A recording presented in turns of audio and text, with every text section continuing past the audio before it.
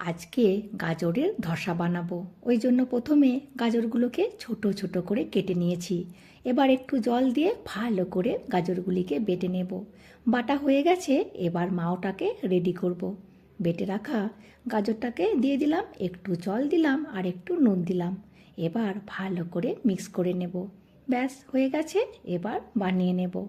আমরা তামিলনাড়ুতে থাকি বলে সকালের ব্রেকফাস্টটা বেশিরভাগ ধসাই বানাই। আর সাদা ধসার থেকে সবজি দিয়ে ধসা খেতে বেশি ভালো লাগে। ব্যাস এদিকে ধসাটি হয়ে গেছে, ওপর থেকে একটু নারকেল তেল দিয়ে নামিয়ে নেব। দেখুন কি সুন্দর মুচমুচে হয়েছে। এবার আরও একটি বানিয়ে নেব। ব্যাস এটাও হয়ে গেছে। আর ধসা বানানো খুবই ইজি। আর সাথে আছে খেজুর গুড়ের পায়েস। ভিডিওটি দেখার জন্য অনেক অনেক ধন্যবাদ।